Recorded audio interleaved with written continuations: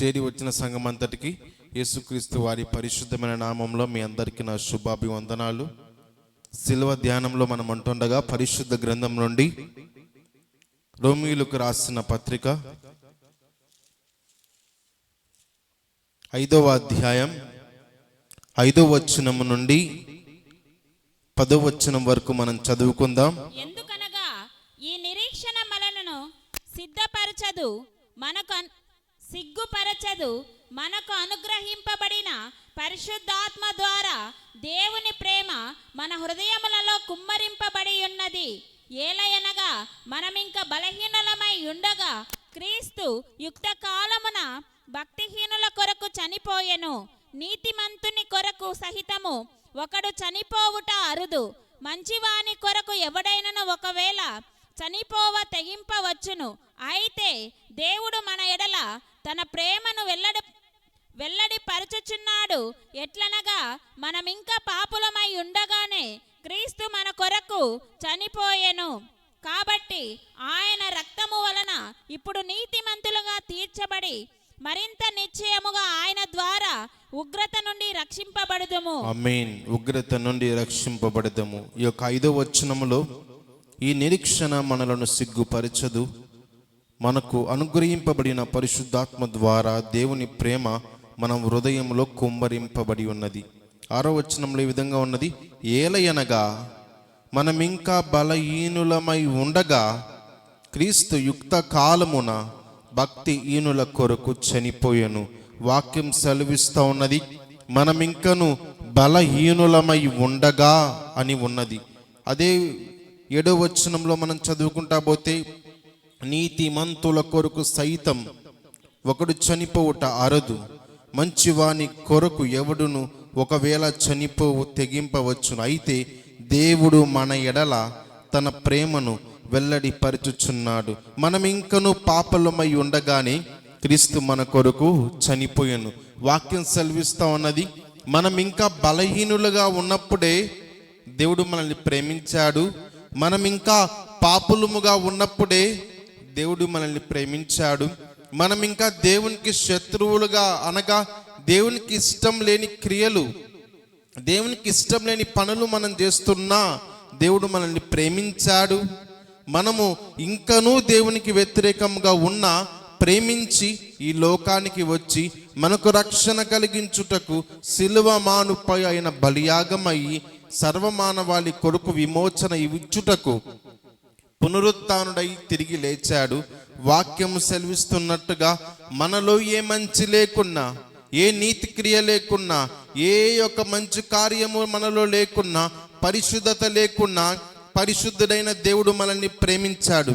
ఒకానొక సమయంలో ఒక తండ్రిని తన కుమారుడు అడిగారంట, నాన్న ఎప్పుడు ఏదో ఒక పని చేస్తూ ఉంటావు ఎందుకు అని అడిగారంట.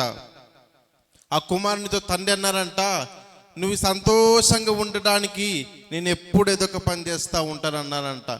మార్నింగ్ ఏదో ఒక పని చేసి వస్తావు, ఇంటి దగ్గర మౌనంగా ఉండొచ్చు కదా అంటే, ఇంటి దగ్గర కూడా నేను ఏదో ఒక పని చేస్తే నీ భవిష్యత్తు బాగుంటుంది, నువ్వు బాగా చదువుకోవాలి, నువ్వు ఉన్నతమైన స్థితిలో వెళ్ళాలి అంటే ఇప్పుడు నేను కష్టమైన పని చేయాలి.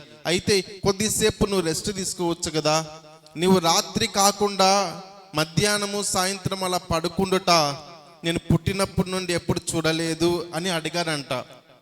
అలా అడగగానే తండ్రి అన్నారంట, మధ్యాహ్నము రాత్రి నేను ప్రశాంతంగా పడుకునే దినం ఎప్పుడు అంటే నీవు ప్రయోజకుడై నన్ను ఉన్నతమైన స్థితిలో ఉంచకపోయినా పర్లేదు, నా పేరు నువ్వు నిలబెడితే చాలు అన్నాడంట.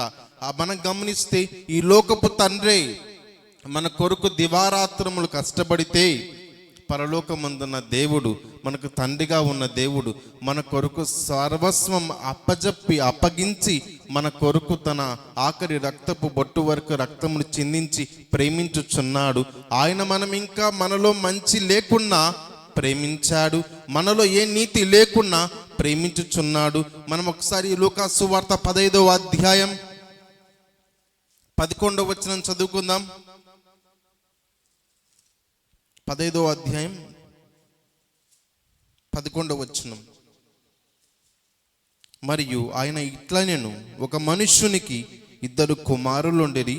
వారిలో చిన్నవాడు తండ్రి ఆస్తిలో నాకొచ్చు భాగమిమ్మని తన తండ్రిని అడగగా అతడు వారికి తన ఆస్తిని పంచిపెట్టెను.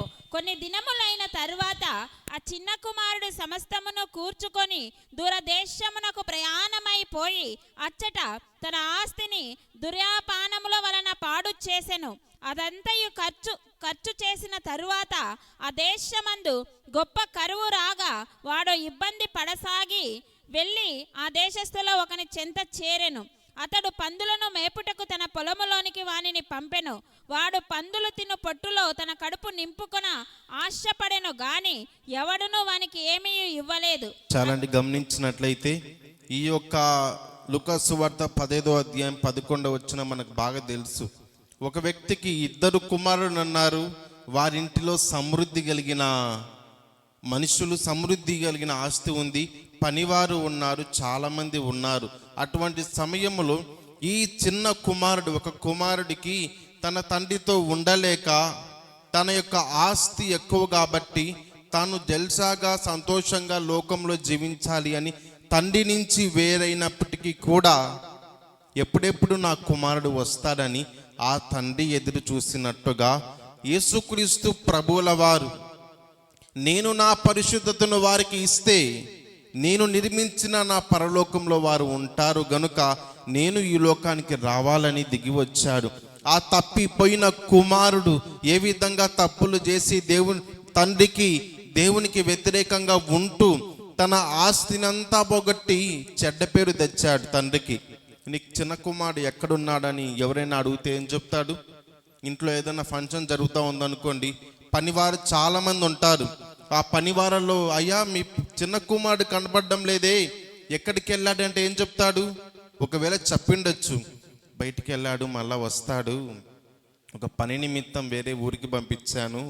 ఎందుకంటే పని వాళ్ళ దగ్గర కూడా పరువు పోకూడదని తండ్రి ప్రేమ. కాబట్టి ఇంకా ఆ వ్యక్తి తండ్రికి వ్యతిరేకంగా పాపిగా అయిష్టంగా ఉన్న తండ్రి ఏమో ఆ వ్యక్తి గురించి పొగుడుతూనే ఉంటాడు. పెద్ద కుమారుడు వచ్చి ఒకవేళ ఈ విధంగా అనొచ్చు, ఆస్తి అంతా పోగొట్టాడు. తర్వాత అన్నాడు, ఏంటి ఈ తప్పిపోయిన కుమారుడు వచ్చిన తర్వాత ఈ కుమారుడు కొరకు ఇంతగా ఖర్చు పెడుతున్నాడే, నా కొరకు ఎప్పుడు ఖర్చు పెట్టలేదా అని అనే మాట కూడా అన్నాడు.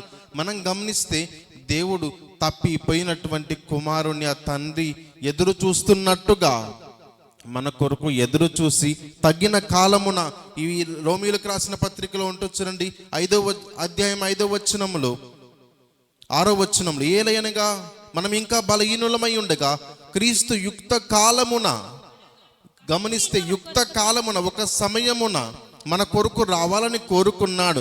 ఆ తప్పిపోయిన కుమారుడు కూడా ఒక కాలమున వస్తాడు అని ఆ తండ్రి అయితే ఎదురు చూశాడు. ఈ లోకపు తండ్రి అయితే ఎదురు చూశాడు. పరలోకమందున్న తండ్రి అయితే పరలోకము నుండి యుక్త కాలము కొరకు దిగి వచ్చి మనకు తన ప్రేమను వెల్లడిపరిచాడు. దేవునికి మహిమ కలుగును గాక. మనం బలహీనులమై ఉండగా, ఏ విషయంలో? శరీరపరముగాను ఆత్మపరముగాను అన్ని విషయంలో బలహీనులముగా ఉన్నాము అని మనలను బలపరచుటకు బలవంతుడైన దేవుడు వచ్చాడు. ఇమ్మానుయేలు దేవుడు వచ్చాడు. మనం పాపముగా ఉన్నాము అని పాపమును తీసివేయుటకు, పరిశుద్ధతను నింపుటకు ఆయన మన కొరకు ఈ లోకానికి వచ్చాడు. ఎవరైనా, ఎంత అయిన వారైనా, చక్కటి వారు నిద్రలో ఉన్నప్పుడు ఫోన్ చేస్తే లిఫ్ట్ చేయగలరు. ఒకవేళ ఫోన్ పని చేయకుండా ఉంటే వారు మాట్లాడగలడా? వాళ్ళు జర్నీలో సిగ్నల్ లేకుండా ఉంటే మాట్లాడగలడా? దేవుడికైతే నాకు మొరపెట్టుము, నేను నీకు ఉత్తరం ఇచ్చేదని అన్నాడు. ఎప్పుడు మొరపెట్టినా వింటాడు, ఎప్పుడు ప్రార్థించినా వింటాడు. అందుకొరకే ఆ చిన్న కుమారుడు వెళ్ళి తండ్రిని అడిగాడు, నాన్న ఎప్పుడు కష్టపడతానే ఉంటావే అంటే అన్నాడు, నీవు సంతోషంగా ఉండటానికి నేను ఎప్పుడు కూడా ఏ కష్టమైనా చేస్తాను, ఎందుకంటే నీవు సంతోషంగా ఉండాలి. ఈ లోకపు తండ్రి తన యొక్క కుమారుడు బాగుండాలని కోరుకున్నప్పుడు పరలోకమందున్న తండ్రి, ఆ తండ్రి పగులే కష్టపడతాడు. మన దేవుడైతే ఇశ్రాయేలీయులను కాపాడువాడు, కునుకడు, నిద్రపోడు, దివారాత్రములు కాచి కాపాడే దేవుడు. కాబట్టి సిలువమానుపై మన పాపములను భరించిన గొప్ప రక్షకుడు. మనం ఇంకను పాపముగా ఉండగానే పరిశుద్ధుడైన దేవుడు బలియాగమయ్యాడు. ఆ బలి అర్పించిన దేవుడు మనకు తండ్రిగా, మనకు గొప్ప బహుమానంగా ఉన్నందుకు మనం కృతజ్ఞతాస్తుతులు చెల్లించాలి. ఆయన ఇచ్చిన మాట 2 మాటలు చెప్పాడు. నీ దేవుణ్ణి పూర్ణ హృదయముతో ఆరాధించు, నిన్ను వలె నీ పొరుగువాన్ని ప్రేమించు. ఈ 2 మనం పాటించినట్లయితే గొప్ప కార్యం మన జీవితంలో చూస్తాం.